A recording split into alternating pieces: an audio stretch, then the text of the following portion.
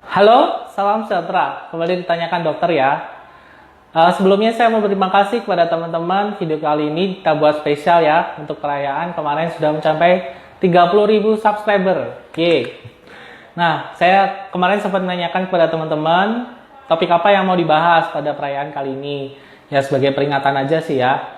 Kemudian saya lihat kemarin ternyata banyak yang menanyakan tentang keguguran. Baik itu penyebab keguguran itu apa. Kemudian kapan hamil lagi setelah keguguran atau mungkin setelah dilakukan kuretase. Pada video kali ini spesial nih buat kalian, kita akan bahas apa itu keguguran, kemudian penyebab, gejalanya, dan cara penanganannya. Dan tentunya yang paling banyak ditanyakan, kapan dok saya bisa hamil lagi setelah saya keguguran atau mungkin setelah saya dilakukan kuret. Seperti apa videonya? Simak video berikut ya.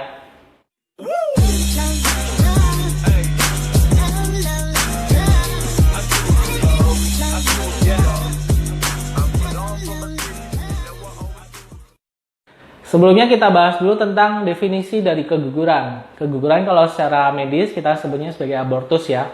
Keguguran adalah kondisi keluarnya hasil kehamilan kurang dari 20 minggu atau kurang dari 5 bulan.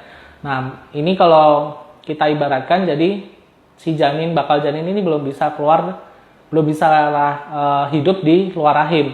Nah, dia keluar sebelum waktunya. Jadi tentunya akan terjadi kematian dari si bakal janinnya.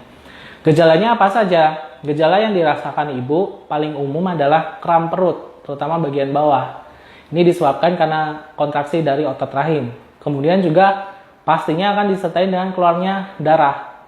Darahnya ini bukan hanya bercak saja ya, darahnya akan bisa keluar cukup banyak seperti Anda haid pada umumnya. Bahkan kalau misalnya usia kehamilan sudah cukup besar, darahnya bisa berupa gumpalan-gumpalan jaringan itu. Kemarin ada yang menanyakan begini, dok katanya dokter saya sudah mendiagnosa saya dengan keguguran, tapi kok saya keluar darahnya cuma sedikit ya, cuma beberapa hari saja dan tidak ada gumpalan. Ini balik lagi tergantung usia kehamilan Anda mengalami keguguran kapan. Misalnya kalau semakin kecil usia kehamilan tentu bakal janin masih kecil sekali.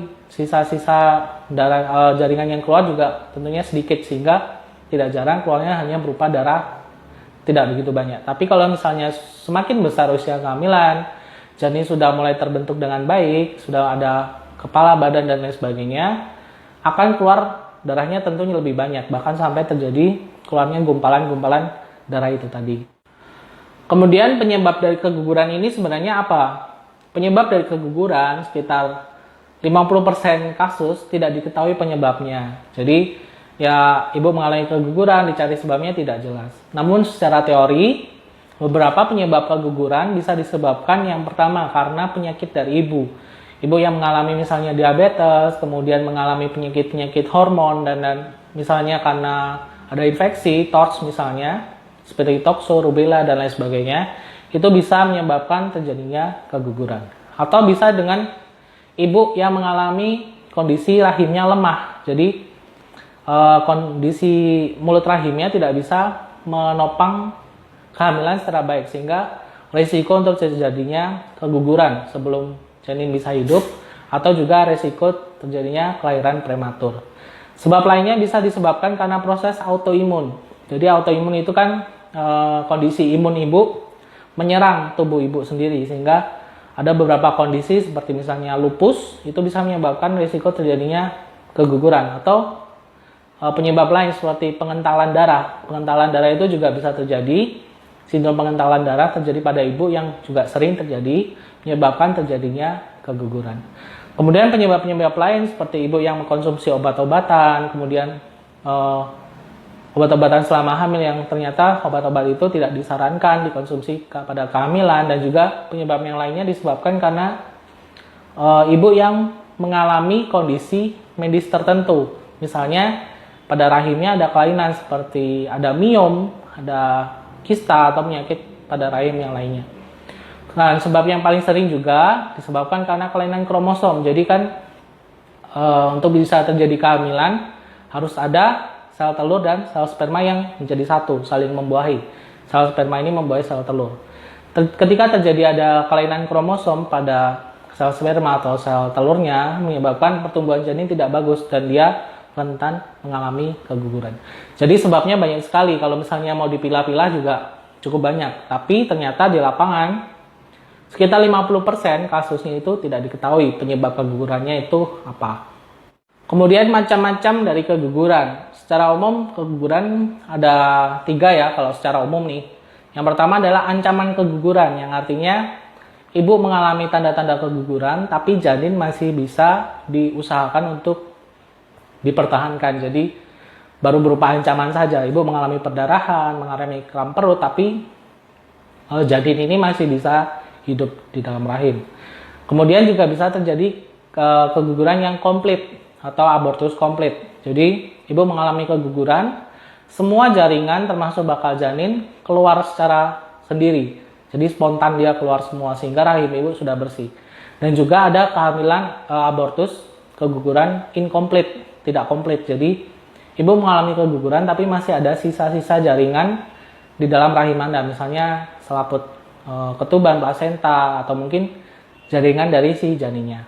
Tentunya macam-macam jenis keguguran ini mendasari bagaimana diterapinya. Jadi kalau misalnya ibu mengalami ancaman keguguran, baru ancaman saja, artinya kehamilannya bisa dipertahankan, biasanya dokter akan memberikan obat-obatan untuk menguatkan kandungan.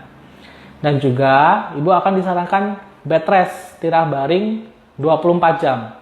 Bed rest ini maksudnya adalah ibu kalau bisa makannya di tempat tidur, ibu hanya bisa berbaring, kemudian ibu kalau bisa tidak melakukan aktivitas sama sekali. Jadi benar-benar total di tempat tidur.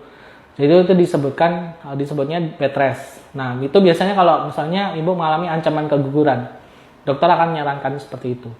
Kalau misalnya terjadi keguguran komplit, ya tentunya sudah bersih rahimnya. Biasanya dokter juga tidak memberikan terapi apapun, biasanya cuma vitamin, tambah darah, dan lain sebagainya. Atau mungkin antibiotik supaya ibu tidak mengalami infeksi.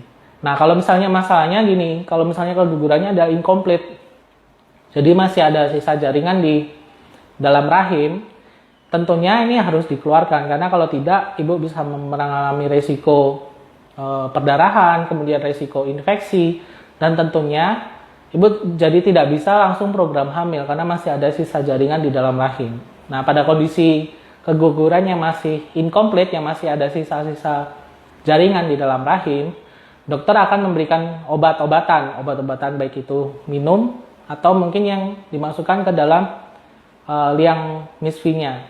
Ini tujuannya untuk membantu pengeluaran sisa jaringannya.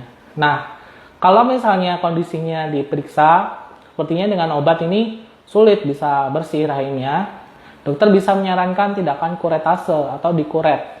Jadi ada tindakan invasif yang membersihkan bagian dalam rahim sehingga rahimnya bisa bersih, sisa-sisa jaringannya bisa langsung keluar.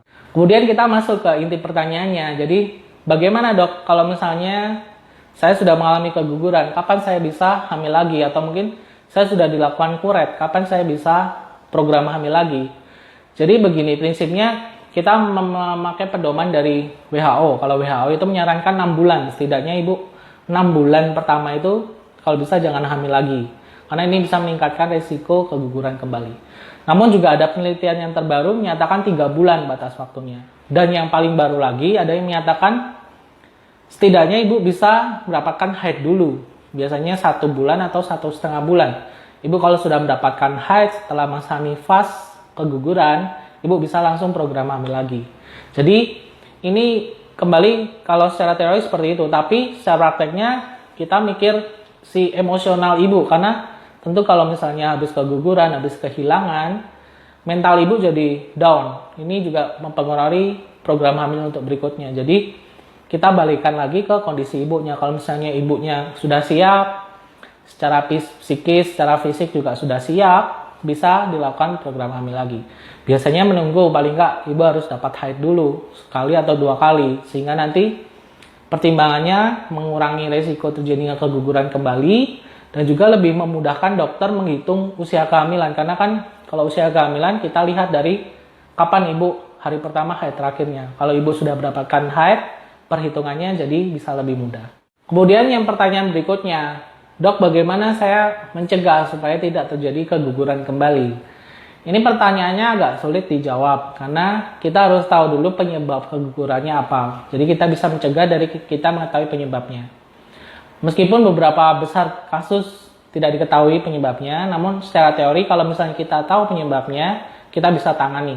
Misalnya nih, kalau misalnya ibu di keguguran sebelumnya karena ada infeksi, TORCH misalnya, ibu bisa dilakukan pengobatan dulu, infeksinya disembuhkan dulu. Atau kondisi lain, misalnya pengentalan darah, ya ibu bisa diterapi dengan obat-obat pengencer darah selama hamil berikutnya. Atau kondisi lain, misalnya karena rahimnya lemah, kondisi mulut rahimnya terlalu lemah, dokter bisa menyarankan tindakan ikat rahim. Jadi rahimnya diikat supaya tidak terjadi risiko keguguran kembali.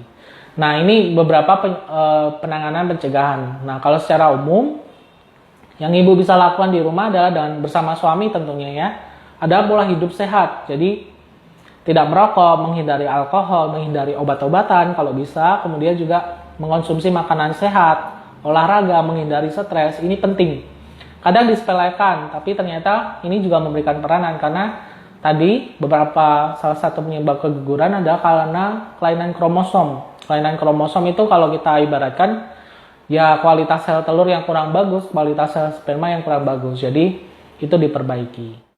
Semoga bermanfaat ya video kali ini. Jadi kalau misalnya ibu mengalami keguguran, ya saya ngerti sih perasaannya, jangan langsung down lah. Kalau ibu misalnya mengalami keguguran, langsung kalau bisa bangkit lagi. Saya mau hamil lagi, saya harus sehat lagi. Jadi dengan ibu memperbaiki emosinya, memperbaiki psikisnya, itu juga salah satu persiapan ibu supaya bisa hamil sehat lagi di kehamilan berikutnya. Nah, bagaimana kalau misalnya saya mengalami keguguran sudah berulang kali?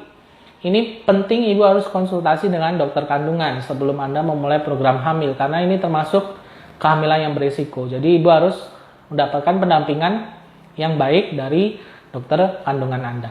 Semoga video kali ini bermanfaat, jangan lupa di-share dan di-subscribe juga. Semoga video ini memberikan manfaat untuk banyak orang, channel ini semakin berkembang dan bisa memberikan informasi yang lebih banyak lagi. Sampai ketemu di video berikutnya.